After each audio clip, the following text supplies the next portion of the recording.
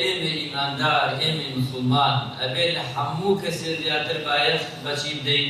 بە خوێندەواری بدەین چونکە ئەگەر تەماشای ئەم ئیسلامە پیرۆزە و گەورە بکەین هەمووی زانیاریە هەمووی خوێندەواریە تۆ لە ئیسلامدا ئەگەر خوێندەواریت نەبێ ئەگەر زانیاریت نەبێ عیبادەتت لێ قبوڵ نابێ هەموو شتێ پێویستی بە زانیاریە ئێستا ئێمە هاتووی نوێژی جومعە دەکەین ئەگەر زانیاریمان نەبێت دەربارەی ئەم نوێژی جومعە با هەزار کار بکەین بەڵام خواگیان ناوێتی تەماشا بکە نوێژەکانی ترش هاکەدا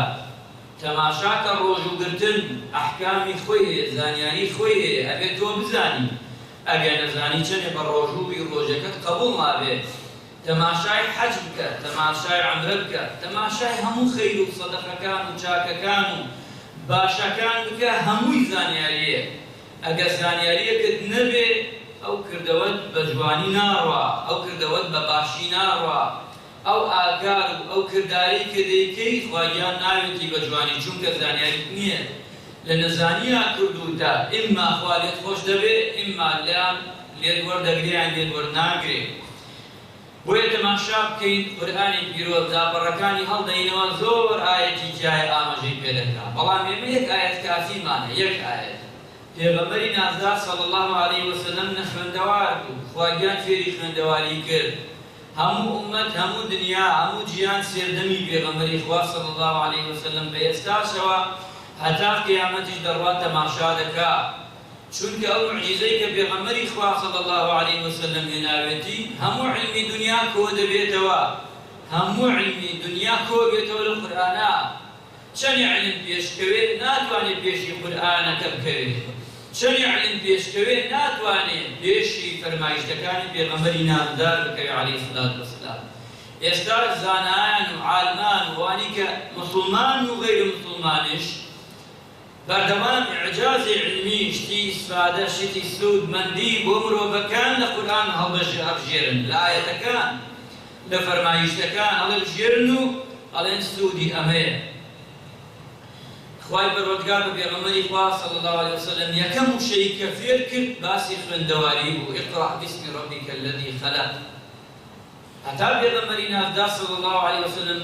ئەی فەرمانە بیخارن خوێندەوار نیم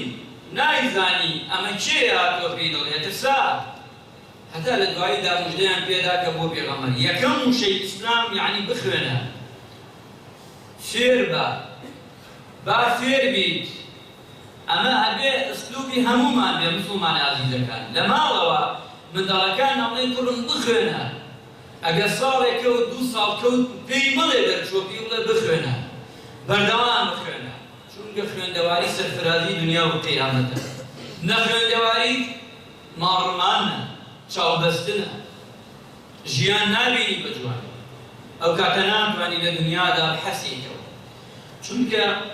تەماشای پێغەمبەری خوا صلی الله علیه وسلم فێری ئەم ئیقرا بوو خوێندی ئەم خوێندەواریە بە قسەی خوای کرد پێغەمبەری خوا خوای گەورە کردی ڕابەر ئەوانەیشی کەوا فێری دینە بن تەماشاکە زۆرینەی خەڵکی دوای ئەوە لەوان شت وەردەگرێت ئەمە بەڵگەی ئەم ئایەتە لەسەر ئەوەیە ئیسلمێنی ئاین ئیسلامی پیرۆز لەگەڵ خوێندەواریە و هەموو شتێک بە زانیاریە بە زانیاریش وەردەگرێت خوای متعال لێمان وەردەگرێت تەنانەت ئیمانیش ئەم ئیمانی کە من و تۆ ئەمانە ئەم مسلمانی تۆ ئەگەر مسلمان بی شەهادەت نەهێنی و ئەرکانی ئیسلام جێبەجێ نەکەی مسلمانێکی تەواو نیت